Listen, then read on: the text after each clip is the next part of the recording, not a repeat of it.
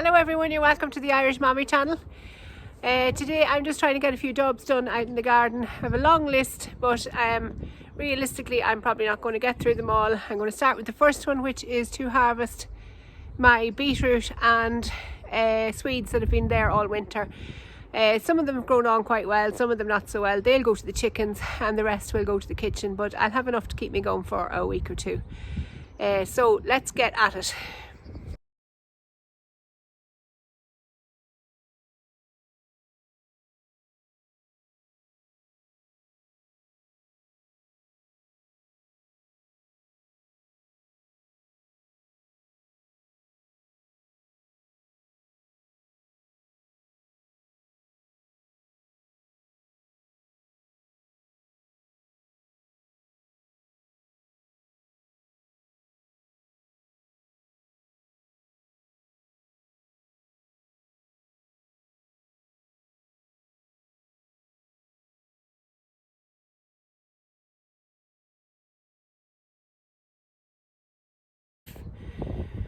Okay, so I got 2 jobs done out of my long list. Of course I have to run off now and do something else inside, but for now, about a half an hour's work, I've made good enough progress. I'm happy enough with that. I'm just going to take you along and show you what I've just done. So this is the bed. I just harvested the beetroot and Swedes out of that. Not a great harvest, but at the same time it'll do. The beetroots are definitely very small. I mean, that's the biggest one I got out of the whole lot. But I knew the leaf growth was starting to take off on them, so I knew they were very soon or close to bolting. So they had to come out of the ground at this stage, and I have enough beetroots there to put in along with a few other roast veg. There'll be a side for a dinner, maybe a few carrots and parsnips, which I have in the fridge still from the garden here from the last harvest. So not going to waste. There was lots of little sprawly ones that will just go to the chickens, and again the Swedes as well. That's a decent enough Swede. That would be enough for one dinner for us, for the family, and you know, I could mix another 1 or 2 with carrots for turnip and carrot mash. So definitely not a lost cause altogether. So I weeded out this bed then when I was at it, and I have it covered with cardboard. It still has to get its compost. A good few of these beds, like even that one that's lying on, it got some of its compost. It has to get the rest. That one I've just done, and 2 further ones up there still have to get their compost. Then I moved down to this bottom bed. If you remember, I had 2 parsley plants and I had some winter greens in it as well. The winter greens were starting to flower, so I pulled them out. And the parsley, I think I might have called it celery, did I? 2 parsley plants that was in there, flat leaf parsley. They were an absolute bugger to dig out. There's the roots, the root system of a celery or parsley plant. They're very like celery, and I think they're related to the celery and celeriac family. But I have a plant there in a pot. If I can lift that up. And that's the only way, if I can go this side of it, this is the only way I'll be growing parsley from now on. But parsley, of course, is a biennial plant, so it's going to flower this summer anyway, and it gets very bitter after it flowers, so best sown annually in my opinion. So I still have to put cardboard down on this bed, not going to get at it at the minute. And then that's all my beds cleared out.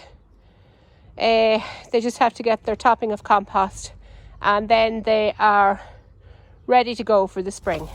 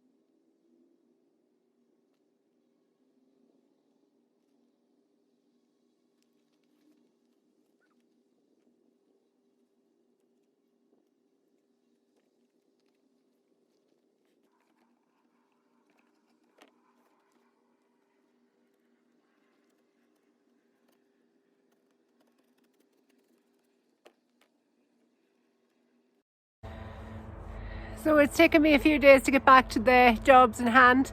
I got my 2 last beds covered there with cardboard. Of course they all have to be covered with compost yet, so 7 out of 10 still have to be filled with compost. And the compost is sitting here, it's just a matter of getting onto it. Of course it's a bit of a heavier job, so I don't be as keen to do that. The next job on the agenda though for me today now is getting some seeds sown. So if you remember, I have quite a few plants still growing in my polytunnel, but a lot of them, well, some of them, my red cabbage in particular, look like they're about to bolt now. We're getting a very cold spell this week. Actually at the minute it is absolutely Baltic out here.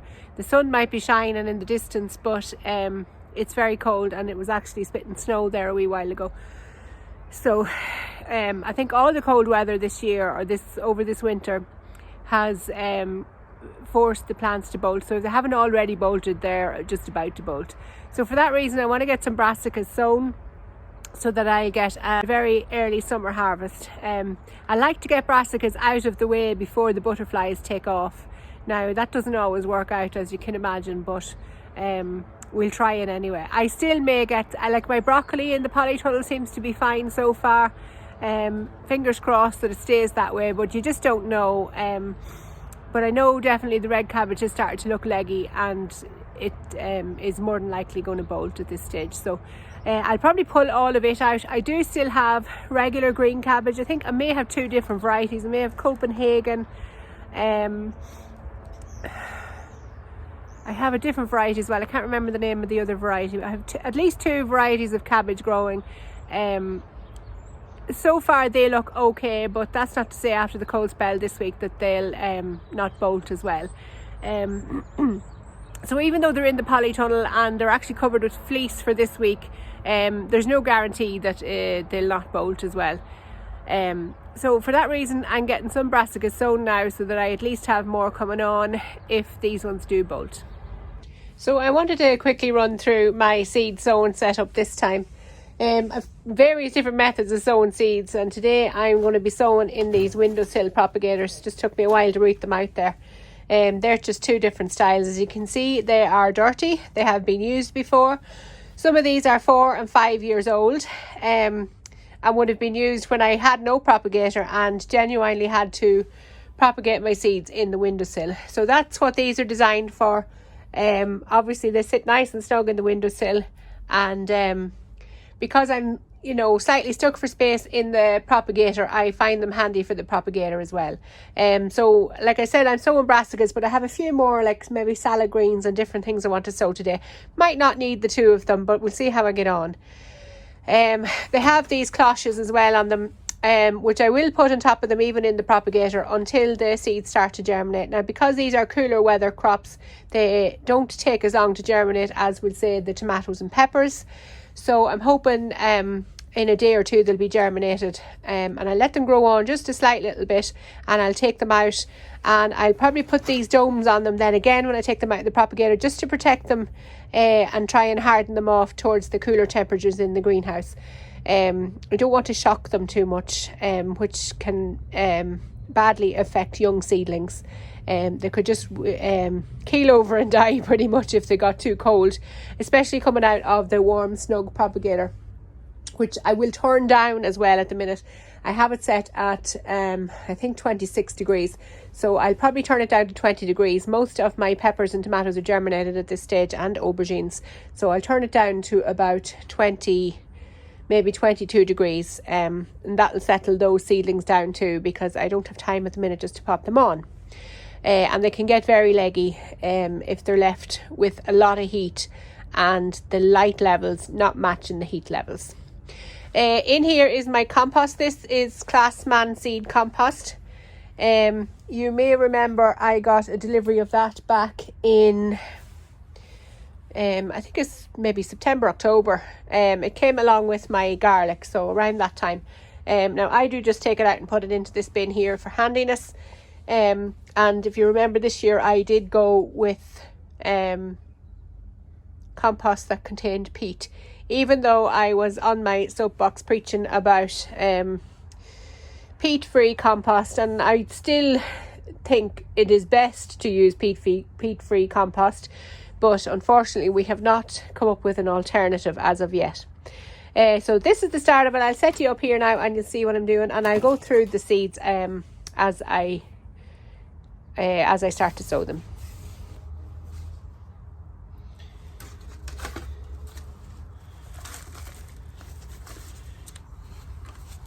So you'll notice that these have been used before and they're still even dirty in the middle or in the inside. I don't tend to clean them out. I know you'll hear people saying you clean them out, disinfect them, yada yada. I don't honestly think there's any point or any need, at least, to do it, especially if your plants haven't come up against any particular pests or diseases. There's not really that much need. Once they're cleaned out of compost, that's the main thing.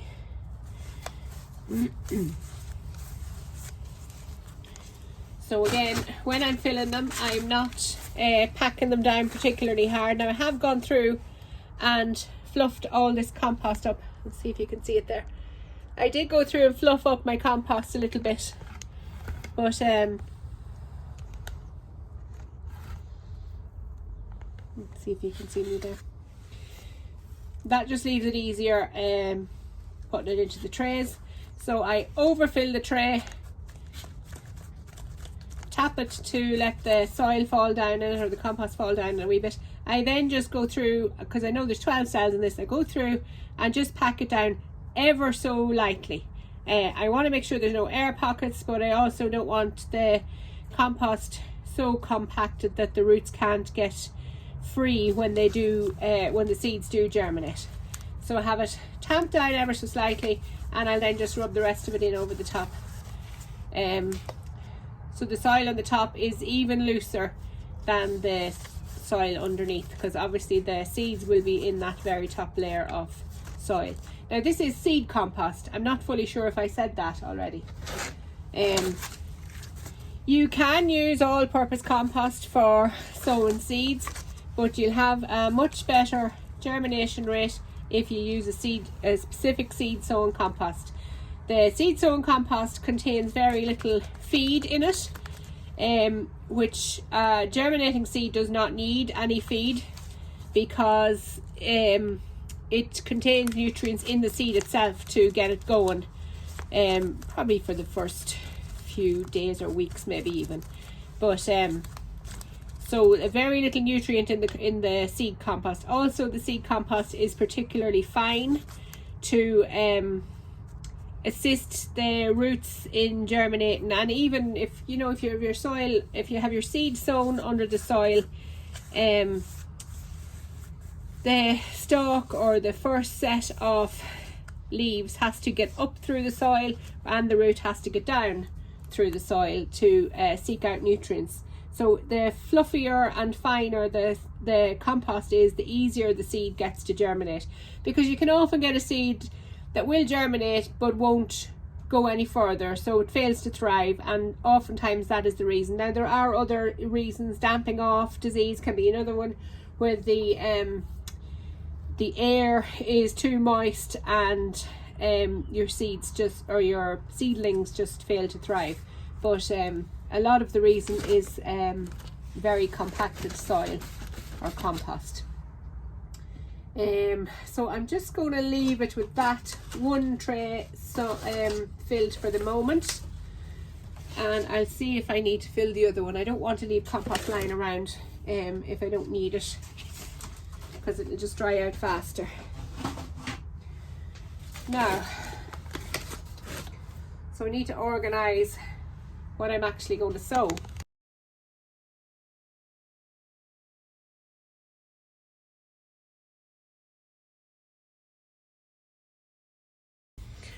Okay, so it looks like I have an awful lot of brassicas that I want to sow. So for now, I'm just going to sow 3 actual cells of each variety. Now remember, this is only my first spring sowing, so I hope to get some more sown later on. That they'll not need the propagator for growing on at all. And I'll just pop the seed in each one of those and cover it over. So we're going to start with cauliflower Candid Charm. It's an F1 variety. And I'm going to go through my my stack of used plant labels to see if I have any already done, and if not, I'll do new ones. So I have it all figured out now what I want to sow, how much of each of them.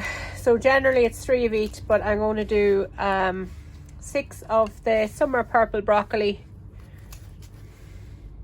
which I have here. So I'll be doing 2 rows of those, or 6 plants. And down here then I have the red drumhead cabbage. I'll be doing 6 of those. It'll be good, well into the summer probably before I get those. So they'll be good for coleslaw and different things. And I also have primo cabbage here, which I can show you a picture of. So that looks like a good cabbage for coleslaw as well. And of course you can use any cabbage for coleslaw, but if it has a nice big dense head on it, it's going to be better. Yeah, so this is cauliflower Candid Charm, an F1 variety. Again, these are old seeds, but they should do the job.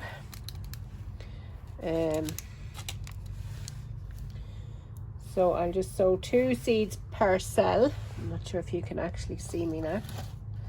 Try and bring that up closer. So I have 2 seeds here, and just pop them in.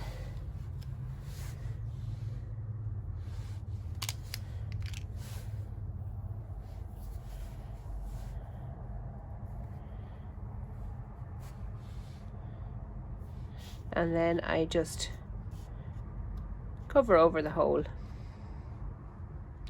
And I will of course be putting a sprinkling of vermiculite on these as well. Okay, my next one is summer purple broccoli. So this is a purple sprouting broccoli that comes in the summer. As you know or may know, purple sprouting broccoli generally takes over a full year to come to fruition. So this particular variety is specially bred obviously to sprout in the summer after the spring that you've sown it. So more on the scale of normal scale of brassicas really. And again, we're going to do 2 seeds per cell. 1, 2. And the reason for sowing 2 seeds per cell as well is in case one doesn't germinate. So you can see the seeds sitting in there in the wee cells. And again, we'll cover them over. And we're just gently firming the soil over the seeds. We don't want to compact it again. Now, next is broccoli F1. If all the broccoli that I have in the polytunnel comes to fruition, I probably will be still looking at broccoli. But I tend to start blanching it and sticking it in the freezer to tide me over then until I'm waiting for my autumn crop of broccoli. Now, can you see those? Obviously these are not organic seeds. This is the broccoli marathon F1. They're blue. Don't exactly know why they're blue. It may be just so that they're easier seen, but it is highly possible that they have a particular coating on them, maybe to protect against some type of fungal disease or a disease of some nature. That is possible. Anyway, it leaves it easy to sow, if nothing else. So again, 2 seeds per cell. And next is earliest of all, cabbage.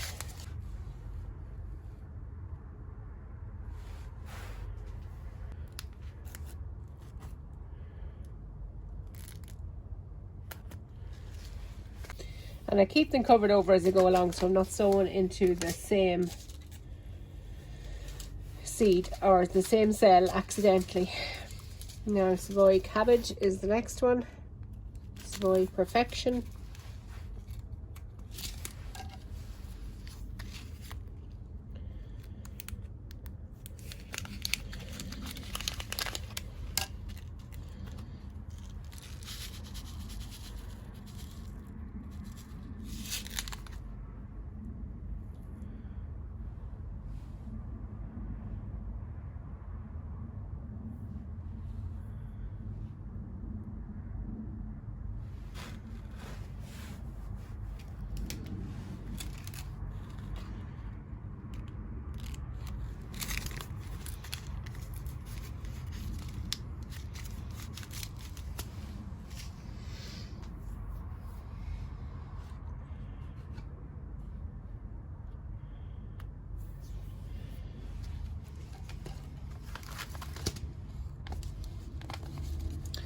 This is Copenhagen market cabbage. Again, it looks like it has a nice big head on it.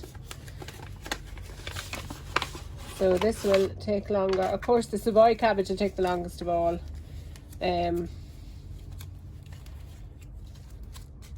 Hopefully we keep the butterflies off it this year. That's usually the biggest issue with all the Brassica plants, is butterflies laying their eggs, and then of course the caterpillars that result end up annihilating the plants. Which is why I prefer to sow in autumn and overwinter, because there's less likelihood of the butterflies.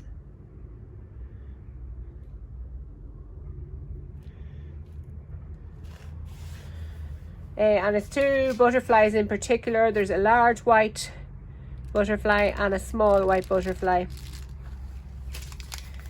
They tend to appear at different times in the summer, but regardless, they're the butterflies that are responsible, and of course they really, between the two of them, they cover the whole summer.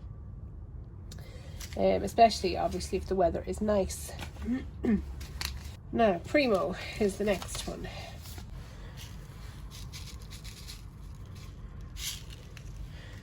And if you've been watching closely, you may have noticed that all these seeds look the exact same, and that is because they are all Brassica plants. They do generally all look the same. The seedlings as well, when they germinate, all look pretty similar as well. And after a while, if you gain some experience gardening, you'll get to know what a plant is by the seedling, or at least have a fair idea, so you know that it's a Brassica, or it's a type of mustard, or it's lettuce, or whatever the case may be. You will eventually get to know just by the seedling, by looking at it, what it is. But it's all something that comes with time and experience.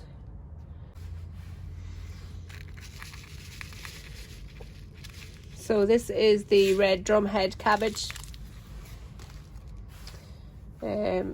So an extra of those.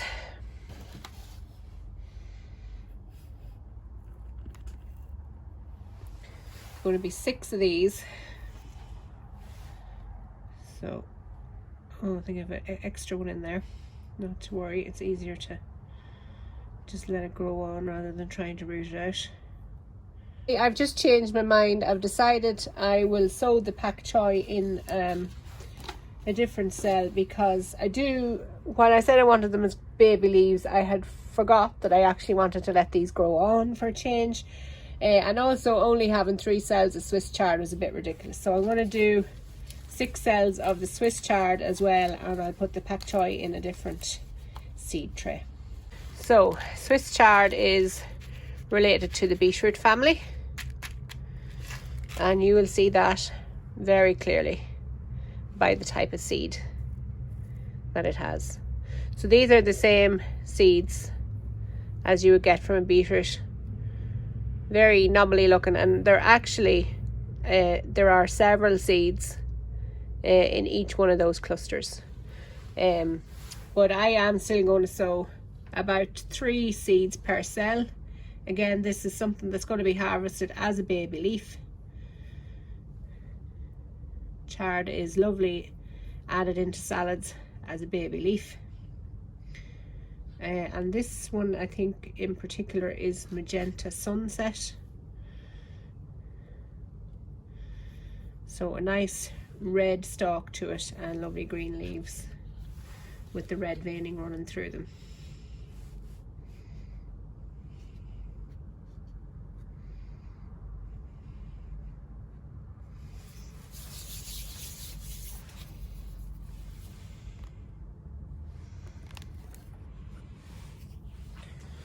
Now I'm going to run a drop of water on those and try and get all my seeds out of the way first.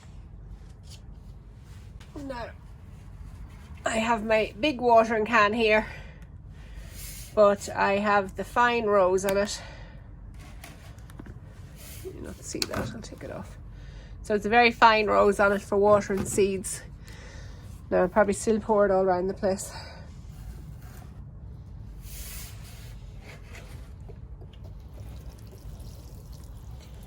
No, not doing too bad.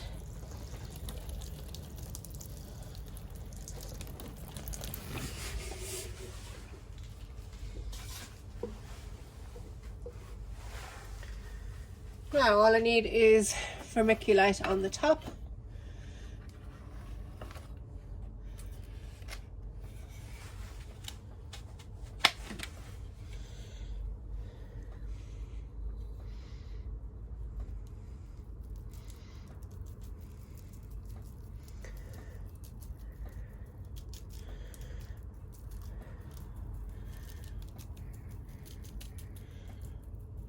And again, we add the vermiculite to help prevent damping of disease. It helps regulate the soil moisture on the surface of the soil.